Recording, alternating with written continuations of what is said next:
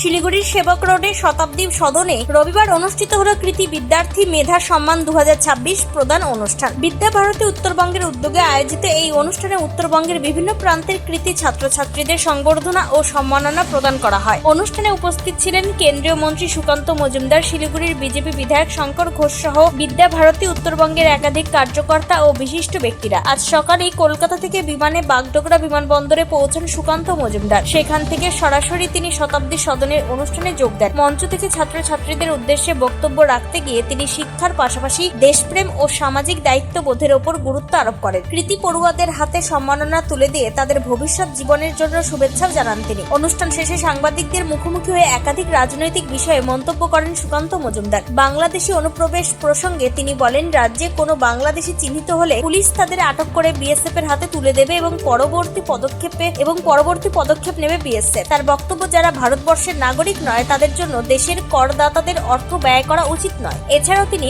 ফলতার সাম্প্রতিক রাজনৈতিক পরিস্থিতি নিয়েও তৃণমূল কংগ্রেসকে আক্রমণ করেন। জাহাঙ্গীর খান ও তথাকথিত ডায়মন্ড হারবার মডেল নিয়ে কটাক্ষ করে তিনি বলেন, বাংলার মানুষ এখন সবকিছু বুঝতে শুরু করেছে। একই সঙ্গে রাজ্যে শিক্ষা ব্যবস্থা প্রসঙ্গ তুলে তিনি জানান, পশ্চিমবঙ্গ সরকার বেসরকারি স্কুলগুলির ওপরও নজরদারি বাড়াবে এবং সেখানে দেশপ্রেমমূলক গান বা বন্দে মাতরম গাওয়া হচ্ছে কিনা তা পর্যবেক্ষণ করা হবে। অভিষেক বন্দ্যোপাধ্যায়কে নিয়েও মন্তব্য করেন কেন্দ্রীয় মন্ত্রী। তিনি বলেন, এখন অভিষেক বন্দ্যোপাধ্যায় পৌর নিগমের চিঠির উত্তর দিচ্ছেন, এটা কি বাংলার মানুষের বড় প্রাপ্তি বলে মনে করছেন তিনি। তার কথা, অভিষেকের ঔদ্ধত্য কমেছে, আইনের কাছে সবাই সমান। সব মিলিয়ে শিক্ষা, সমাজ ও রাজনীতির একাধিক বার্তা উঠে আসে আজকের এই অনুষ্ঠানের মঞ্চ থেকে। শতাব্দী সদনে আয়োজিত এই কর্মসূচিকে ঘিরে সকাল থেকেই ছিল ব্যাপক উৎসাহ ও ভিড়। এদিন সংবাদ মাধ্যমের মুখোমুখি হয়ে কি বলেছেন সুকান্ত মজুমদার, শুনুন। জানিয়ে চিঠি লিখুন এবং তার সাথে সাথে এফআইআর করুন।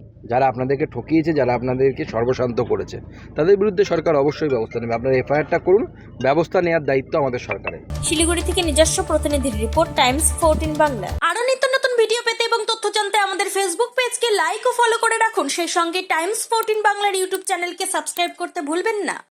মুখের উজ্জ্বলতা হারিয়ে গেছে, স্পট পড়ে গেছে, ব্রণ ভর্তি, তাই আর দেরি না করে আজই আসুন রায়গঞ্জের চণ্ডীতলায় হেলথ প্লাস মাল্টি স্পেশালিটি ক্লিনিকে এবং এখানে পান অভিজ্ঞ ডাক্তার দ্বারা ফ্রি স্কিন টেস্ট। আরো বিস্তারিত জানতে যোগাযোগ করুন 9674895169 এই নম্বরে।